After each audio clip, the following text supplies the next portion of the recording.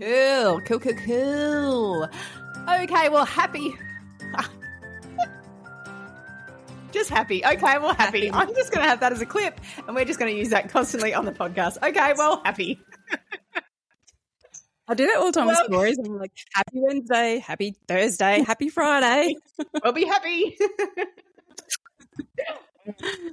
Okay, welcome to our weekly snackable and delicious content to ease your weekly curiosity. I'm Kristen Werner. You are joined by myself and Mia Steele. Today we are discussing another question and our delicious snackable content of yum, yum, yum, yum. You can get it, you can eat it, you can bugger off, is basically what we're about. So what's this week's question, Mia? All right, let's dive in. So the question is, what would you do if you had done a job for a brand, sent the video through with a watermark? So we'll explain what a watermark is in a minute. They said that they were happy with it and asked for the invoice so I could send the copy without the watermark. I've sent the invoice and now they're ghosting me. He's seen my messages. I've sent about 4 reminding him of payment. I've also emailed him a few times as well. I just don't understand why he isn't getting back to me. Communication was fine until I sent up the follow-up payment email. So this can happen. This can happen. Yeah.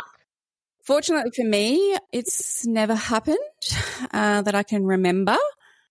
But first things first, watermark your work. So what's a watermark? Basically, you create your video, you can go into CapCut and put a transparent image or writing or what have you across your video so that the brand can see the video, but then they can't go and use it without paying you first. So then once you've got payment like a Shutterstock or a Getty image, or if a photographer's taken a proper photo, they'll often put a watermark on it so that you can't just replicate is basically what it is. Because that's just stealing content and like at the end of the day. Yeah, like when you download a TikTok video, you got TikTok watermark and it jumps around everywhere. So it's a good idea to watermark your videos. With the AI that's around these days, I would assume that there's probably some program that can get rid of the watermark. Not entirely sure about that, but it is a good idea to do it. And then when the brand has paid you, then you go, okay, I'm going to remove the watermark and then give you the proper copy so you can start running ads.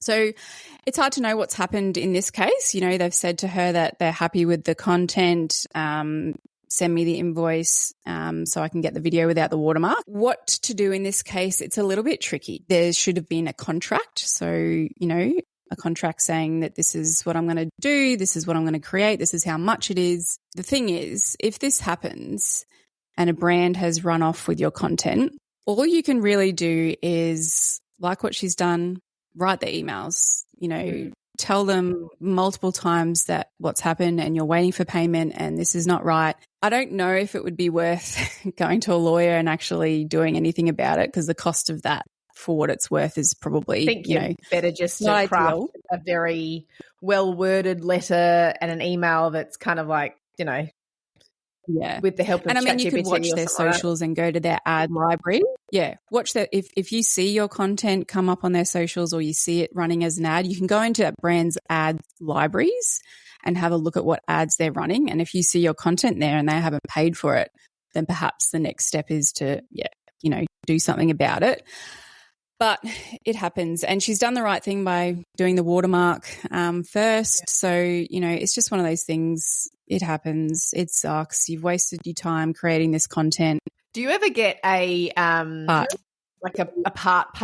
partial payment before a job or anything like that? Have you ever done anything like that? Yeah, I'm pretty trusting. There are UGC creators out there that will get a 50% deposit. So you pay me 50% before I even start doing anything because of reasons like this, or they've been burnt before. Yeah. I assume brands are happy to do that because, creators do that. I don't. I'm pretty trusting, and I usually try to work up a pretty good relationship with them in the lead up to me doing anything. Whether that be getting on a call or, lots of back and forth beforehand. But that's another way around it, to get a 50% deposit. If they don't pay the rest of it, then they don't get the content. Yeah. And at least that I've done that before in the past when it comes to different projects that I've worked on as a contractor. It just kind of safeguards you, but at the same time, it's not always possible. And if you're just beginning, sometimes you might not feel comfortable doing it. So you could always write something like that into a contract that you won't do a job until you're paid that. Now, a brand can always say, no, we're not going to. That's on them, and you've got to negotiate that. But I think, like you've said, she's done the right things. Sometimes you just have to take it and be like, damn it. But you know what? Every single time it's a lesson that you've learned, and you've got maybe a different way to move forward next time, knowing that could happen. Yeah. And a lot of the bigger brands, sometimes they only pay creators like net 30 or net 60 because it's to do with their marketing budget, and they can't just, fork out 50% on the day. Yeah.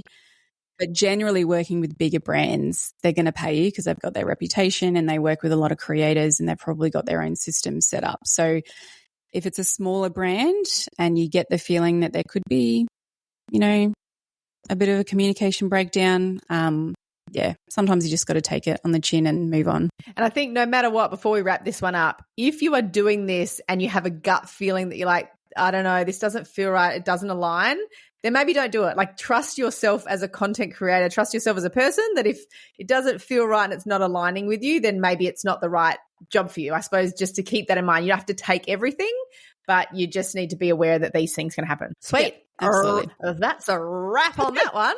We'll see you next week. Shit podcast. There's so many good ones too.